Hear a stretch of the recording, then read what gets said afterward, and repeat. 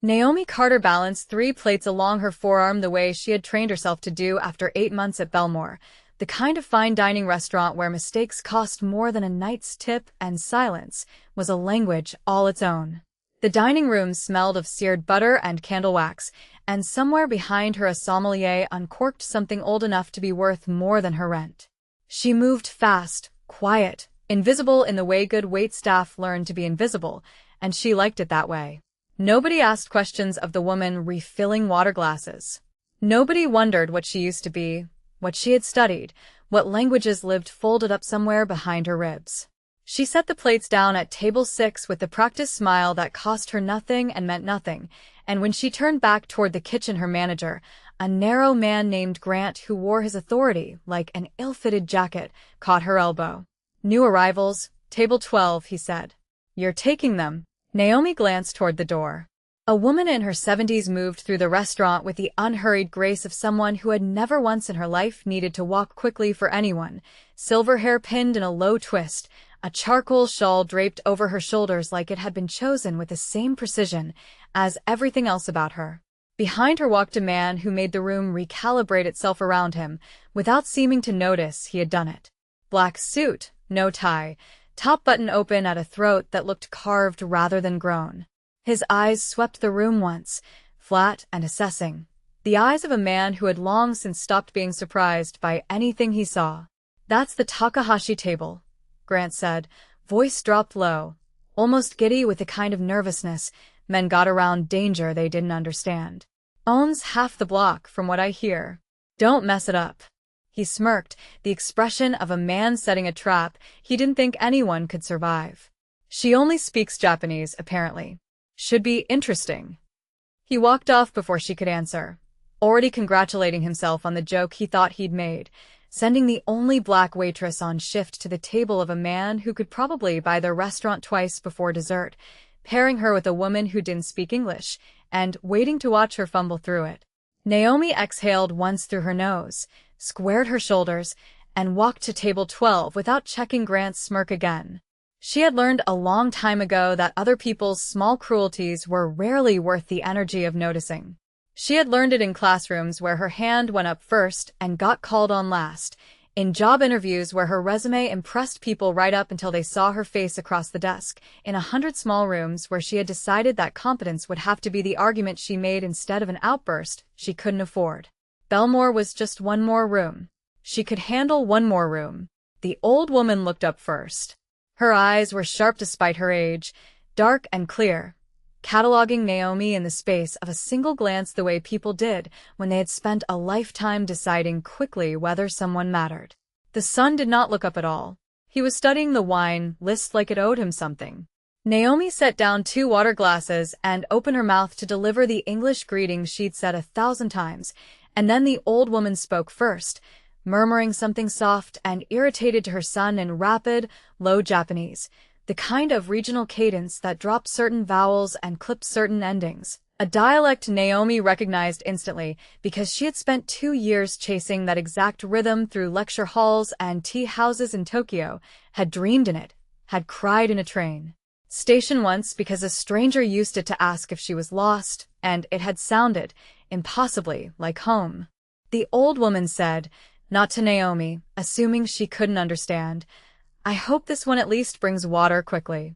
The last restaurant made me wait so long I aged another year."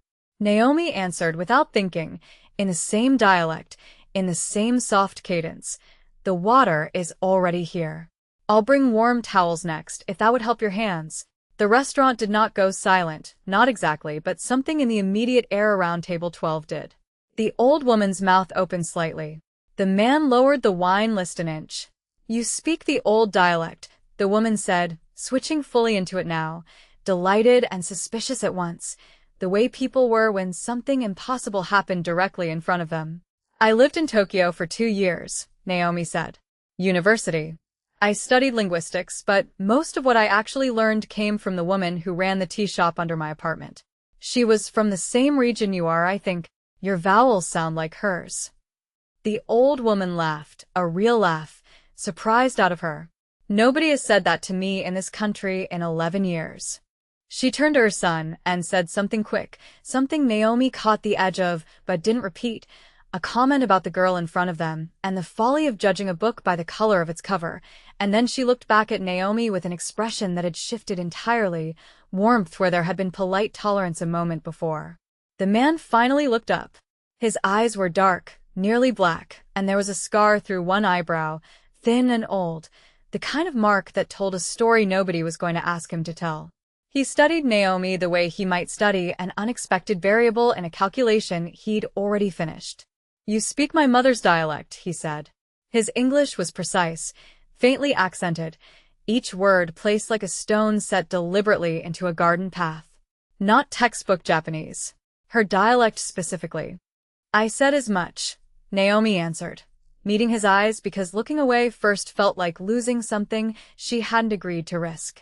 "Would you like to order? Or should I bring the warm towels first?" Something moved behind his expression, not quite a smile. Something more private than that. "Towels first," he said. "My mother appreciates being listened to more than being served."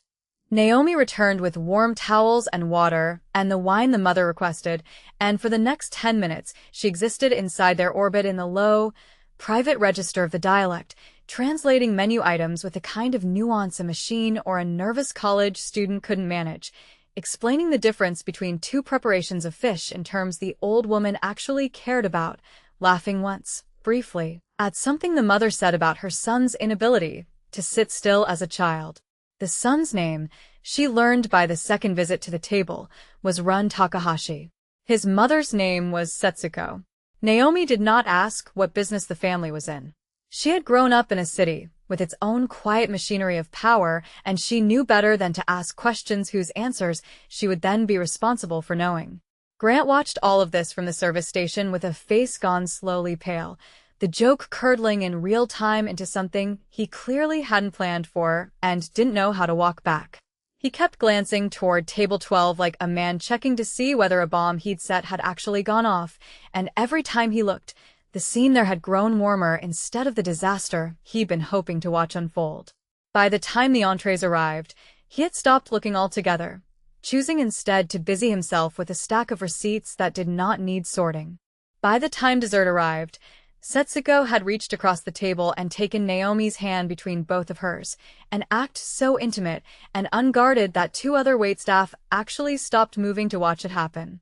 "You will bring the tea," Setsuko said, not a request. "And you will sit with me for 1 minute while my son pretends he does not want to hear what we say." "I have other tables," Naomi said gently, though she was already turning toward the kitchen for the tea. "He owns this table," Setsuko said, waving a hand at Ren without looking at him. "He owns most tables in this city, if we are honest." Seat. Ren did not correct his mother. He watched Naomi with an attention that had shifted from assessment into something closer to genuine interest, the kind of look a man gave something he hadn't budgeted for and didn't know yet whether he wanted to keep. Naomi brought the tea. She did not sit, not fully, but she lingered at the edge of the table longer than professional distance required, and Setsuko talked about her childhood in a town Naomi had actually visited once, on a weekend trip with 2 other exchange students, chasing a waterfall that turned out to be a 40-minute walk longer than the map promised. Setsuko laughed when Naomi described the exhaustion of that walk with the specific frustration of someone who had lived it, and for a moment the restaurant, the tables, the schedule, the fact that she needed this job more than she needed almost anything else in her life right now, all of it fell away into something simpler. 2 women from very different worlds, meeting inside a language that belonged to neither of their birthplaces, but had somehow become a bridge between them anyway. "You remind me of someone," Setsuko said, quieter now, almost to herself. "A woman my son used to know. She had this same way of standing like she was ready to leave a room the second it stopped deserving her." Naomi glanced at Ren, who had gone very still over his tea, and did not ask who the woman had been. Some doors, she understood instinctively, needed to be opened from the other side. When the check came, Ren paid it in cash before Naomi could bring the folder, folding a tip inside it thick enough that she didn't count it in front of him out of something that felt embarrassingly close to pride. "You'll be working tomorrow," he said. It wasn't quite a question. "I work most nights," Naomi said carefully. "Good," he said, and stood and offered his mother his arm with a tenderness that contradicted every hard line in his face. At the door, Setsuko turned back once and pressed something into Naomi's hand, a small card with a phone number written in the Dialect script rather than standard characters, and said, "For when you want real tea, not the kind they serve here." Naomi watched them go and told herself it meant nothing beyond an old woman's kindness. She was wrong within the week. The trouble arrived on a Tuesday, 3 days later, in the shape of two men who did not belong in Belmore's dining room. They wore clothes that were trying too hard to look casual, and they sat at the bar instead of a table, and they watched the room instead of the menu. Naomi noticed them the way she noticed everything in a room full of strangers, a habit built from years of being the only black woman in spaces that expected her to disappear into the furniture. She clocked their stillness, the way one of them kept his hand near his jacket like it held something heavier than a wallet, and something in her stomach went tight and cold. Rin arrived 20 minutes later, alone this time, without his mother, and the moment he crossed the threshold, Naomi understood two things at once. First, that his presence had summoned those two men out of whatever shadow they'd been hiding in. Second, that he knew it too, because his eyes swept the bar in the same half-second hers had, and something in his jaw tightened almost imperceptibly. He sat at a corner table and did not order. Naomi approached with water because it gave her a reason to be near him. "You should leave," he said quietly, not looking at her, watching the bar instead. "Now." "Not later." "I have a section," she said. "I have 4 tables, Naomi." Her name in his mouth was different than it had been from anyone else who'd ever said it, slower, deliberate, like he was placing weight on each syllable to make sure she understood the danger folded inside the courtesy. "This is not a request I am making to be polite." Before she could answer, one of the men at the bar stood, and his jacket shifted in a way that made the shape beneath it unmistakable even to someone who had never seen a weapon carried like that before. Naomi's pulse spiked, and every instinct in her body screamed to run, and instead she did the thing she would later understand was the first true choice of her life colliding with his. She reached across the table, picked up the small bell used to signal the kitchen for expedited orders, and rang it twice, hard, a sound sharp enough to snap every head in the dining room toward their table, diners and staff alike. Dozens of witnesses suddenly locked onto exactly the spot the man at the bar had been hoping to move through unseen. The man froze. Attention was the one currency violence couldn't spend around. Ren's eyes cut to her, startled, something flickering there that looked almost like respect wrestling with alarm. "Get down," he said, already moving, already placing his body between her and the bar with an economy of motion that told her this was not the first time he'd done this, and would likely not be the last. His hand found her wrist, not rough, but absolute, pulling her low behind the table as the man at the bar reconsidered his options under 40 pairs of eyes and chose, wisely, to leave. The second man followed a beat later, and the door swung shut behind them, and the restaurant exhaled into a confused, murmuring quiet that the staff would spend the rest of the night explaining away as some minor dispute. Rin did not let go of her wrist immediately. They were both crouched behind an overturned chair, close enough that she could smell him now, cedar and something colder underneath, like the air right before rain, and his breath was controlled in a way that told her he'd trained himself to sound calm even when his body hadn't caught up yet. "You should not have done that," he said low. "You should not have sat here and let them make you a target," she answered, equally low, equally furious with the adrenaline still hammering under her skin. "I have a restaurant full of people who didn't sign up for whatever that was." "They came for me," he said. "Not for you." "They were about to open fire in a room with families in it," she said. "I don't care who they came for." Something in his expression cracked open, briefly, unguarded, and for one full second, he looked at her like she was the strangest thing he'd encountered in years, dangerous in a way that had nothing to do with weapons. He stood, offered his hand, and pulled her up with him. "Take the rest of the night off," he said. "I will speak to your manager." "I need the shift," she said automatically, and hated how small it sounded even as she said it.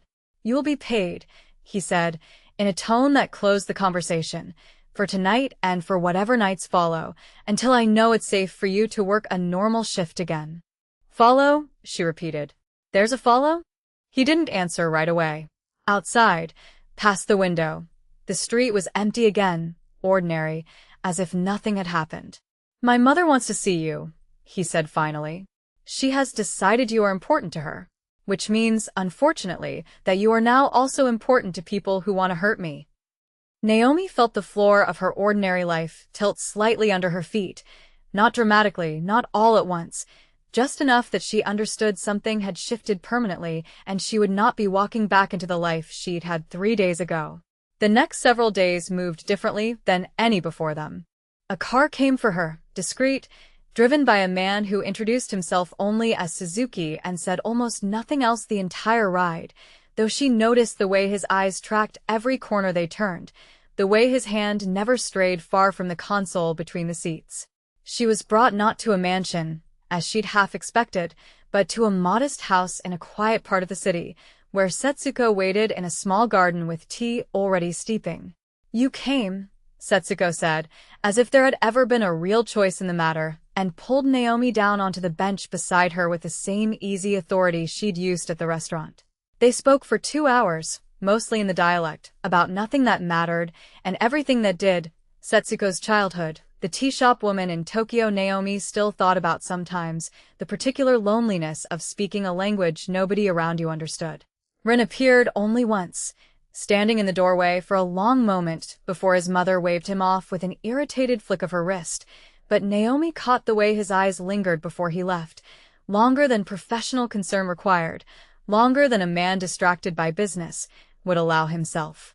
He watches you like he is trying to solve something, Setsuko said, once he'd gone, amusement threading through her voice. He doesn't know what to do with someone who won't be careful around him, Naomi said, surprising herself with the honesty of it. No, Setsuko agreed. He does not. She turned her teacup slowly in her hands, steam curling between them. His father was the same, careful with everyone, until the day he decided carefulness was a waste of the years he had left.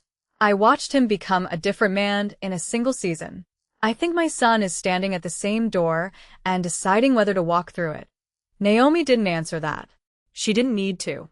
The garden held the silence comfortably, the way old friendships did, though she and Setsuko had known each other only days. Over the following 2 weeks, the danger did not recede so much as clarify. Naomi learned, in careful pieces delivered by Rin himself during quiet conversations that stretched later into the night than either of them planned, that a rival faction led by a man named Okuda had been circling his territory for months, testing weaknesses, probing for leverage. Her presence at that dinner, her fluency in a dialect few outsiders bothered learning, her sudden and visible closeness to his mother, had made her exactly the kind of leverage Okuda's people were hungry for. I never asked to be leverage, she said one night, sitting across from him in the quiet house while Setsuko slept upstairs. No, Rin said. You asked to bring warm towels to an old woman. Everything after that was mine, not yours. He looked at his hands, turning a glass of water slowly on the table, without drinking from it. I have made this mistake before. Someone becoming important to me becomes important to people who wish to hurt me. It is why I do not let people become important. And yet, Naomi said. And yet, he agreed, and looked at her with something raw enough that she looked away first this time, not because she wanted to, but because she needed a second to breathe before she did something reckless like admit she felt the same unwilling pull. She learned about the woman he'd lost years before, a partner in the organization's early years, a woman named Aya who had been killed in a territory dispute that Rin still carried like a wound that never fully closed. He told her about it late one night, voice flat and controlled in the way people spoke about grief they'd spent years learning to armor. I decided after her that closeness was a liability, he said. I have not been wrong until now. I'm not her, Naomi said quietly. I won't pretend to understand what you lost. But I'm not a mistake you're repeating. I know, he said. That is what frightens me. There were quieter nights too, in the weeks that followed, nights that had nothing to do with danger at all. He taught her to play a card game his father had taught him as a boy, one with rules so specific and strange that she suspected he'd invented half of them on the spot just to watch her argue about it. She caught him, once, actually laughing, a low, startled sound he seemed to have forgotten his own body could make, and the sight of it did something to her chest she didn't have a name for yet and wasn't ready to go looking for one. "You don't laugh like a man who runs an empire," she told him. "I don't laugh at all usually," he admitted. "You seem to be the exception to several of my rules lately." The night the danger became personal, Naomi was walking home from a late grocery run 3 blocks from her apartment when a car slowed beside her, and a voice she didn't recognize told her to get in, calm and certain in a way that made resistance feel briefly impossible. She didn't get in. Instead, she threw the grocery bag directly into the face of the man reaching for her, hard enough to disorient him for the half-second she needed, and ran, cutting through an alley she knew from years of living in the neighborhood, texting Run with shaking hands the entire way. 3 words. "They found me." He arrived faster than should have been possible, Suzuki's car screeching to the curb outside her building before she'd even finished catching her breath on her own doorstep. Rin was out of the car before it fully stopped, crossing the distance between them in a handful of strides, and for one unguarded moment he pulled her against him hard enough that she felt the controlled panic underneath his calm exterior, his hand at the back of her head, his voice rough against her hair. "I told you this would happen," he said, and it wasn't an accusation. It was something closer to grief already arriving early. "I'm fine," she said into his chest, meaning it and not meaning it at once. "I handled it." "You should not have had to," he said, pulling back enough to look at her, his hands framing her face with a gentleness that contradicted everything she'd learned about who he was in the world outside this doorway. "I cannot keep doing this. Watching you become a target because you were kind to my mother in a language you didn't have to remember. I'm not asking you to protect me from my own choices," she said. "I chose to sit with her. I chose to stay in this. You don't get to decide. I regret it." He looked at her for a long moment, something breaking loose behind his eyes. "I told myself staying away from you was the responsible thing," he said. "I've been lying to myself since the moment you spoke my mother's dialect at that table." "Then stop lying," she said. He kissed her there on the doorstep, not gentle, not careful, a kiss that carried the full weight of 2 weeks of restraint finally giving out, and she kissed him back with the same reckless certainty that had made her ring that bell in the middle of a restaurant 3 weeks ago. When they broke apart, his forehead rested against hers, both of them breathing like they'd run further than they had. "This does not make the danger smaller," he said quietly. "I know," she said. "I'm still choosing it." He stayed that night, not in the way the city would have assumed, but sitting upright against her headboard while she slept fitfully beside him, his eyes on the door the entire night, a silent watchfulness that told her more about what she meant to him than any declaration could have. When she woke near dawn and found him still there, still awake, she didn't ask why he hadn't rested. She already understood. The days that followed carried a strange doubled quality, danger running alongside something that almost resembled an ordinary courtship. He took her, once, to a small noodle shop 3 neighborhoods over that no one in his world would have expected him to know existed, and watched her eat with an attentiveness that had nothing to do with business.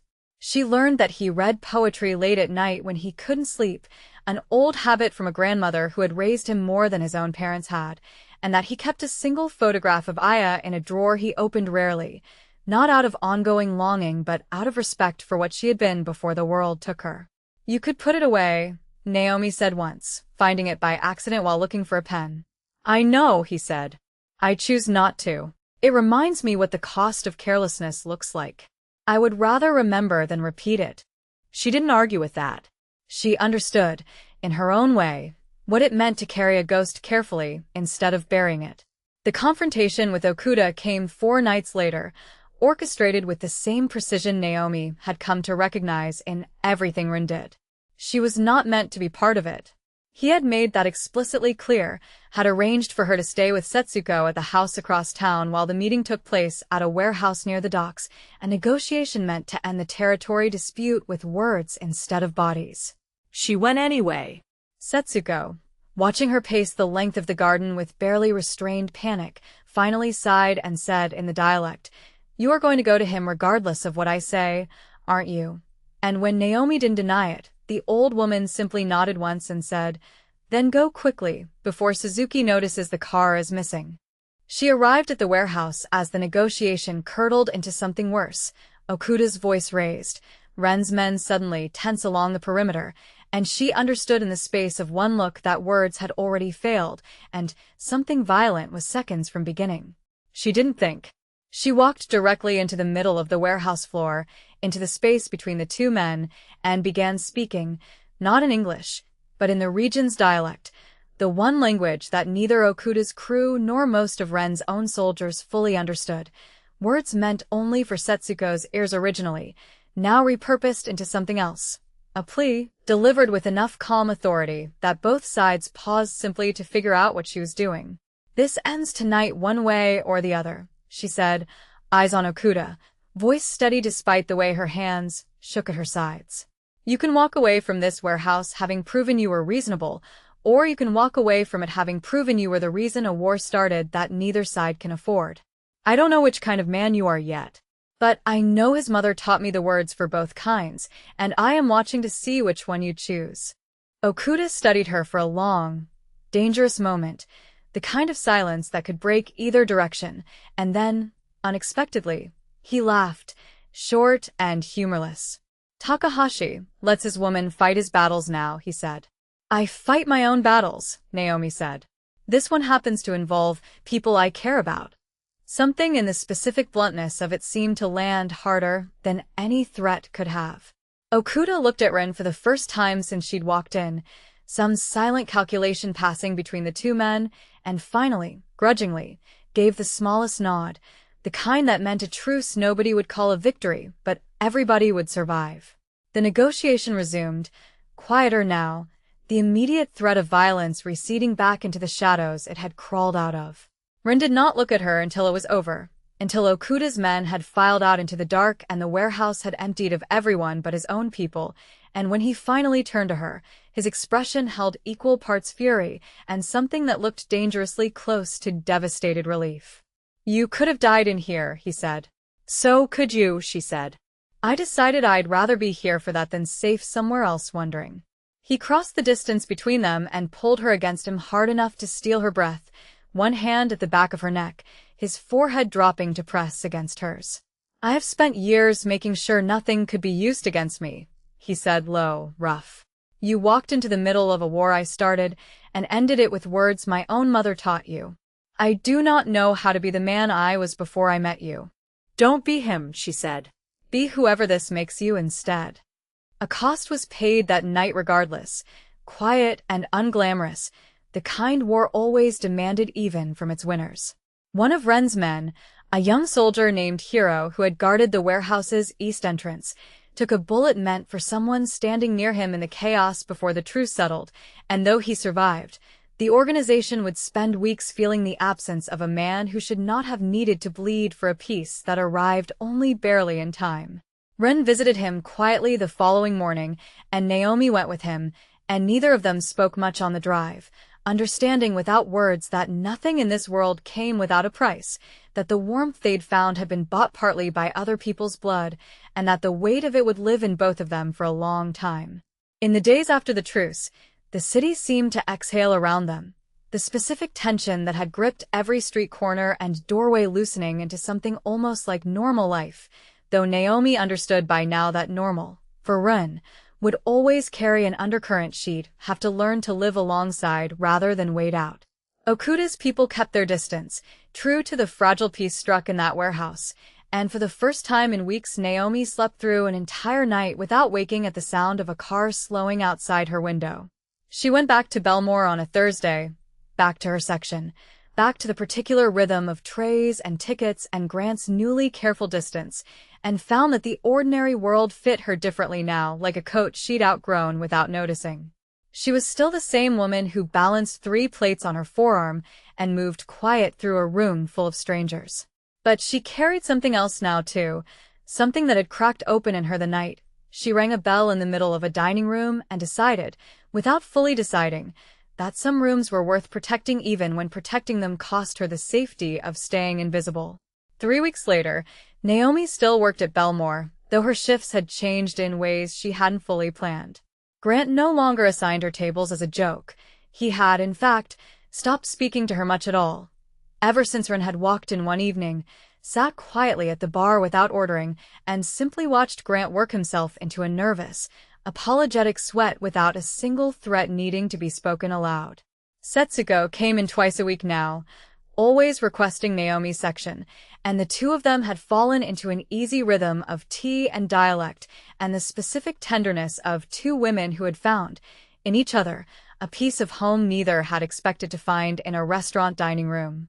Sometimes Setsuko brought small gifts, a paper fan once, a jar of pickled plums another time, tokens that meant less for their value than for the fact that she had thought of Naomi at all while out in the world, the way family did. Rin came less often to the restaurant itself, but he was there most nights when her shift ended, waiting outside without announcing it, and she had stopped pretending she didn't look for the shape of him against the sidewalk before she'd even clocked out. Some nights they walked for an hour before either of them said a word, comfortable in a silence that had once, weeks earlier, felt loaded with everything neither of them was ready to say. On the last night that mattered to this particular story, the one that closed the circle they'd been drawing since the evening she rang a kitchen bell in the middle of a dining room. They stood together on the same doorstep where he'd first kissed her, and he said, without any of the careful distance he'd once specialized in, "My mother asked me today if I intended to let you go." "What did you tell her?" Naomi asked. "That I did not know how, even if I wanted to," he said. "And that I do not want to." "Then don't," she said simply.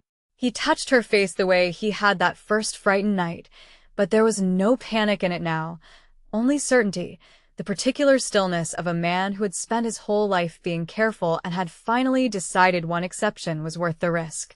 "You are the only person who has ever made me feel like more than what this world made me," he said. "I do not know what to call that except everything." "Call it staying," she said. "That's what I'm doing." She did not know. Standing there in the quiet dark of a street that had nearly cost her everything twice, whether the danger was fully finished, whether Okuda's truce would hold, whether the world removed through would ever stop asking a price of the people who loved him. But she knew the choice in front of her, clear and simple in a way few things in her life had ever been, and she made it the way she'd made every choice since the night she first spoke his mother's language across a table neither of them had expected to matter. She stayed. And if this story pulled you in the way it pulled Naomi into a world she never planned on, make sure you like this video, subscribe for more stories like it, and drop a comment telling me which moment hit you hardest. There are more waiting for you.